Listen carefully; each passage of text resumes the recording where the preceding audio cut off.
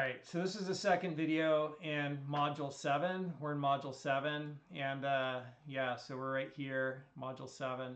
And we're talking about networks. And in the first video, we really dove into the benefits of a network, which is all about sharing, and sharing information and sharing physical resources. Those are the two things that are shared. And we really dove into the importance of sharing information and how that could transform an individual life and also transform all of humanity. And we looked at the first information revolution, which was the printing press. Johannesburg Gutenberg in 1440 created the printing press, and that really contributed to the development of the Renaissance and the scientific revolution. So it really led to and contributed to a flourishing in the sciences and the arts, that first information revolution. And we are in the second information revolution, which began in 1997 or 1998, so only 23, 24, 25 years, 26 years ago, and maybe 27, right? Yeah, 27 years ago. And so that second information revolution is likewise and parallel going to accelerate and increase the potential of humans, and it's going to lead to a flourishing in the arts and the sciences and everything else, both positive and negative. It's all going to accelerate and become amazing, and hopefully the positive wins out over the negative. So fingers crossed. So that was the first video, and now in this video we're talking about some of the details of networks. And so if you want to create a network and connect stuff together, you need to talk about the connection. So you could connect things with wires, or you could connect things wirelessly. And if you connect things with wires, here are some of the different wires you could use to connect different devices, different computers. So a network is nothing more than two or more devices connected together. And if you connect them with wires, you could use twisted pair cable. And so that is like the pairs of wires that are twisted together. So it's two wires twisted together, and then you got a bunch of them, of those pairs in this cable here. And that's what used to run our landline phone system in your house. You'd have twisted pair cables. And so that's one type of wire you can use. And this would be like coaxial cable here. No, sorry, this would be like Ethernet right here. And then here you have coaxial cable. And this is like, just got a big brass cable in the center of it. And this is what like the, like if you're getting internet service through your cable provider. Cable companies, cable TV companies used to use this to deliver cable television to homes. And now that these cables, these coaxial cables, deliver a lot of internet to people. So this is still used to deliver from like the telephone pole to your house. There'll be coaxial cable running, and that connects to your home network, your home internet connection. So that'd be a coaxial cable.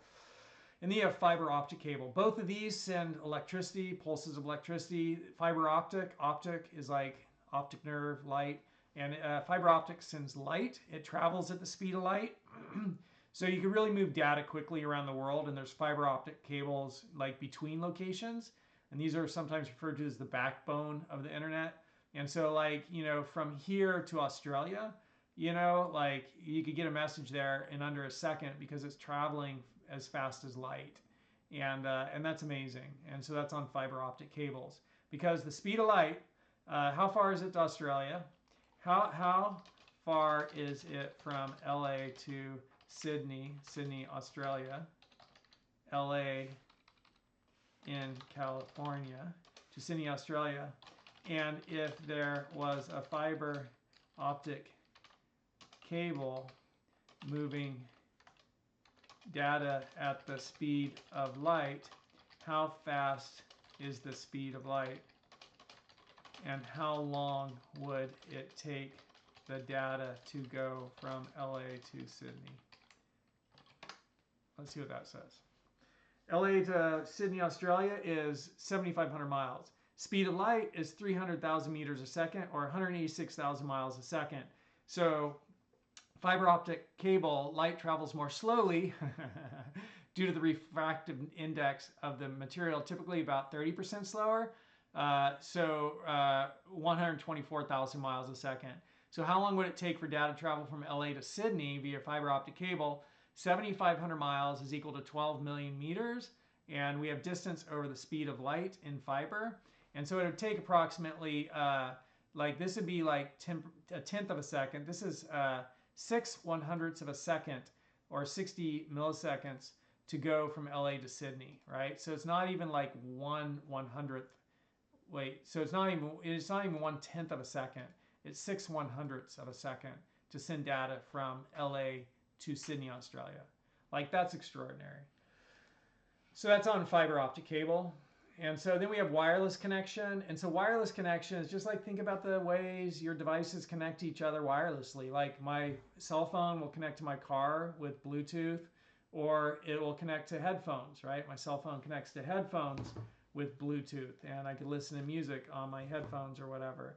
And so Bluetooth is one way to connect devices wirelessly. Another way to connect devices wirelessly would be with like Wi-Fi, right? So on my home network, my phone connects with Wi-Fi wirelessly to my home network, and my computer here is actually connecting to the home network wirelessly with Wi-Fi. And so here's like a Wi-Fi router, and this is an old one, 2.4 gigahertz. And here's like, hey, Bluetooth, just showing everything's wirelessly connecting. And then you have bandwidth and throughput.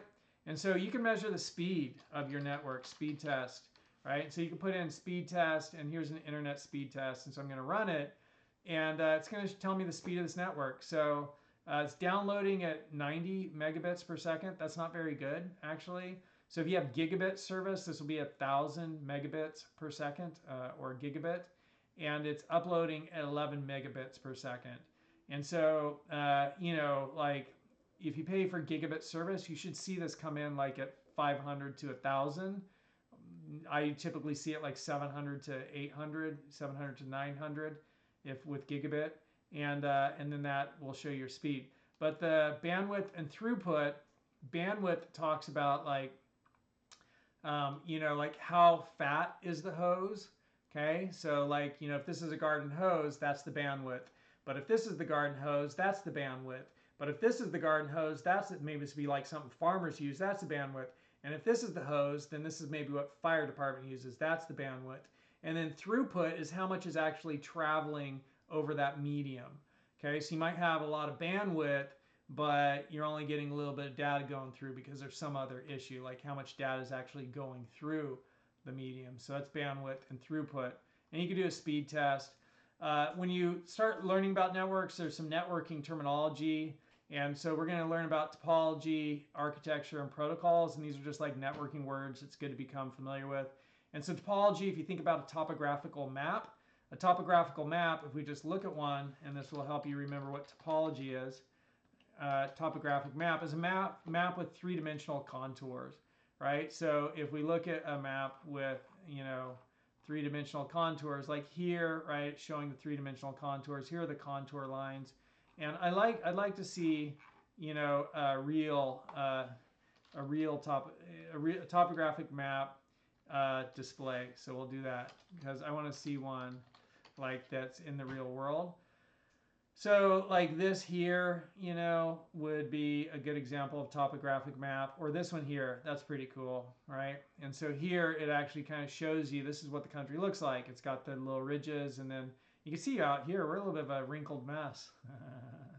You know, and this is interesting. We've got a few little mountains right there. This has all been ironed out, but this is like, and then here's the San Joaquin Valley right here in the coastal mountains, and those are the Sierras. So that's kind of cool. I like that. And that's a topographic map. So when we talk about topology, we're talking about topographic map is what is the physical layout of something, and a topology is what's the physical layout of the network. And so you could connect devices on a bus. You can connect them into a ring circle, or you could connect them in a star fashion. And star fashion has like some central point that everything connects to. This is the most common topology today. These really, I don't know, maybe they're used for special purposes, but I don't really hear about them anymore. And then we have architecture.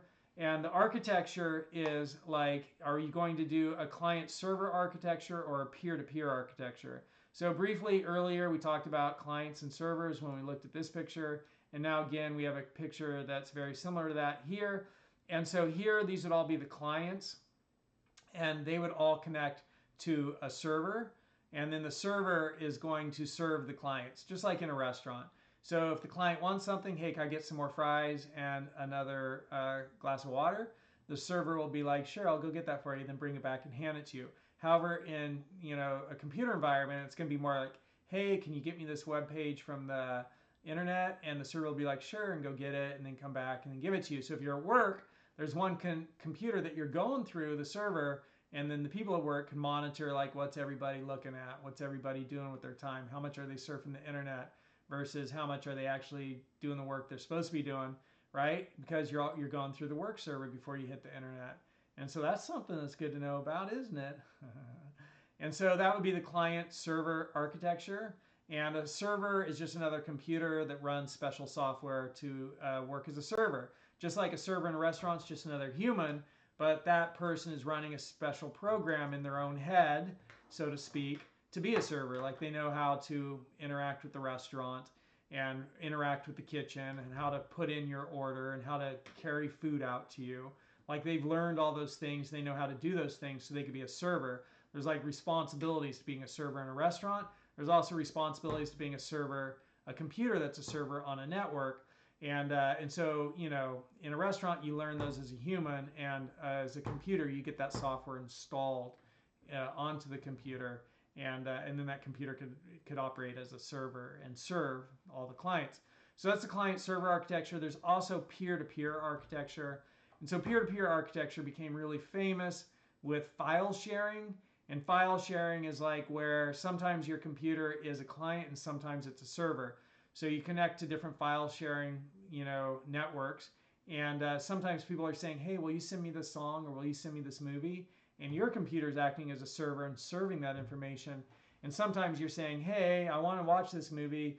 Will you send that movie to me? And sometimes you're the client and somebody's serving you the information. So that's a peer-to-peer architecture. So we have topology, we have architecture, and then we also have protocols. And protocols are rules of communication. So in the world, there are protocols for everything. And if you find this interesting, you could study sociology, because we have protocols, and some of them are, you know, well known, and some of them are just like social assumptions that are just built into a culture that this is how certain things are going to be done. And if you go to different cultures, one of the things that you'll experience, which is interesting, is different cultures have different assumptions, different protocols, just, you know, inherent assumed protocols that people haven't really thought about, but they're different from the protocols you have in your culture. Like in Japan, like, I don't know, it's been 15 years since I was to Japan, but Japan is a more socially oriented culture, and their protocols are different. And so they have different protocols in terms of like cordiality, and in terms of politeness, and in terms of consideration, and in terms of respect. That doesn't mean that they aren't also humans, you know, but their culture has these different protocols. And if you go there, it behooves you to know those protocols so that you don't unintentionally like irritate people or make a fool of yourself in that culture. So protocols are the official procedure or system of rules governing affairs. And the original draft, so it's just like the rules, right? Protocols are the rules. And likewise with computers, we have rules. And often these are rules of communication. So there's different protocols that computers use to communicate. And you could pause the video and just take a look at that. But even up here, if you go to like some web page, so I'm at this web page. Well, it's not, there it is. You see HTTPS. And so that HTTPS stands for Hypertext Transfer Protocol Secure. And so that's a protocol. And it's the way that computers communicate information on the web. And it has its own rules. And when you create software to run on the web, you have to adhere to those protocols, those rules, to communicate on that network. So networks have architecture. Networks have topology, right? How they're laid out, and the star topology is the most common. They have architecture, and the client-server architecture is the most common. And they have protocols, which are rules of communication. So another thing which is good to know about on, on networking is modems and routers. And so a modem stands for modulate, demodulate. And I asked ChatGPT a question here at the very beginning before I started recording the video, and because there's a couple of terms in the textbook, and I was just like, really? Network adapter and network interface card? I thought those were the same. So I asked ChatGPT to describe it. But here are some of the terminology you'll see of different devices that run on a network. And so a network adapter is a device that enables a computer or other devices to connect to a network. So sometimes in the past, you know, when computers were just getting connected, you'd have to go buy a network adapter. And what you'd buy is a network interface card, right? And so that would be the network adapter, would be your network interface card, and allow your computer to interface with the network. And it'd be a card, an actual, an actual circuit board with silicon chips on it that you would plug into your motherboard. It's a card, and it'd allow you to interface with the network. So it's called a network interface card, and that would be an example of a network adapter. So a network adapter is a device that enables a computer or other devices to connect to a network. It converts the data from the device into a form that can be transmitted over a network. It may be integrated into the computer or be an external device. The term network adapter is sometimes used interchangeably with network interface card. And then we have modems. And modem stands for modulator, demodulator, or modulate, demodulate.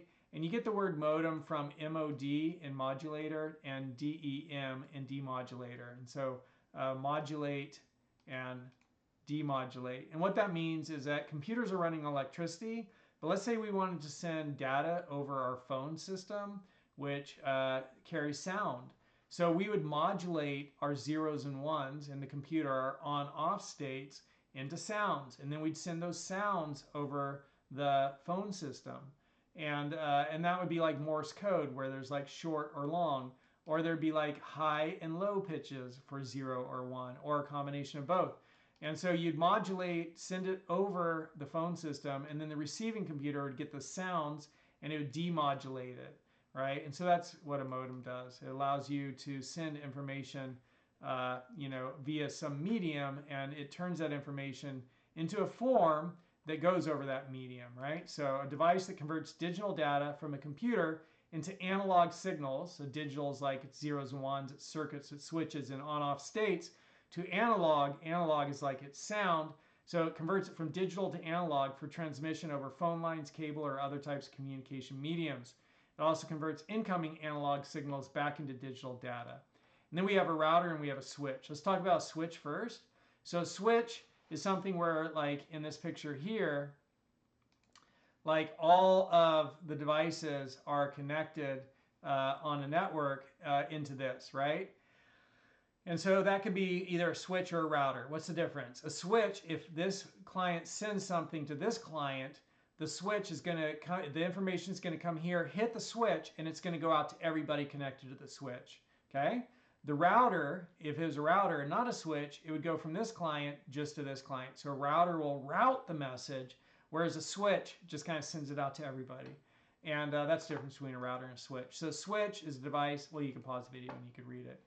I'll read it with you, never mind. A device that connects devices within a local area network and manages data traffic between them, uses MAC addresses. So MAC address is the address of one device on a network. So each of these would have a MAC address to forward data to the correct destination on the network. Okay, so we have switch, which goes to the correct destination. Then we have router, which chooses the best route to the correct destination. And then we have hub. And a hub is like the one right before that, which sends it out to everybody. So unlike routers, which work between different networks, switches work within the same network to ensure that data gets where it needs to go efficiently. All right, and then a router will find the best route. And routers are particularly useful, like here, a picture of internet early, right? I don't know, Google. And a picture of internet early, here we go, like this. That's what I'm looking for. And so like here, a router will find the best route to its destination. And these would all have routers on them, each of these little hubs, or each of these little points. And it would figure out, okay, I'm going from here to here. What's the best route to take? So that's what a router does. And that's when we learn more about the internet, which is the biggest network in the world, we'll learn a little bit more about routers. All right, so where were we? There we are. And we learned about those, and we learned about that, and hubs, switches, and routers. Hub, switches, and routers. So there's the hub, switches, and routers and sophistication. And then here's an example of like a router, you know, and then here's like, maybe that's a switch in an office, you know, somewhere it's just going to all the local computers. And we also have categories of how big is a network. So a LAN is a local area network. That'd be like in one business in one building. A WAN is a wide area network. And if one business had multiple businesses and if one business had multiple offices in multiple cities, So if one business had multiple buildings in multiple cities, right, multiple offices in multiple cities, then the WAN would be like all of those different locations in different cities connected together. That's a wide area network. This is a local area network, one building, and this is a personal area network, my cell phone to my car. So PAN, LAN, and WAN is how people kind of talk about that sometimes. We talked about modulate, demodulate. Here for your home network, you want to secure your wireless router, and you could ChatGPT all this, right? So you could say, hey, to secure my wireless router, and just so in case you haven't seen this, you could download, you could take images. I'm going to download this image as a PNG, and I'm going to go to ChatGPT, and I'm going to attach that image, upload it from my computer, and I'll go to my downloads, and here it is, right? And I'll say, can you please tell me, elaborate, let's say elaborate on the steps as detailed in the image to secure my home wireless router.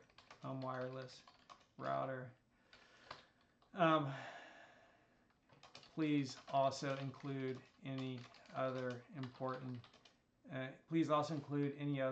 information not listed on this slide. There we go. Let's see what it says to that. So I uploaded this slide, ChatGPT reads it, and it's like, let's elaborate on the steps. And so changing your SSID, that's like the name of the wireless network, right? Changing your admin password on your wireless router, enabling encryption, disabling the broadcast of your network ID so people don't even know that your network is there. They don't see it when they look for networks. And you can pause the video here, you could read about this stuff. And then you could also pause the video here and you could read about that stuff right there.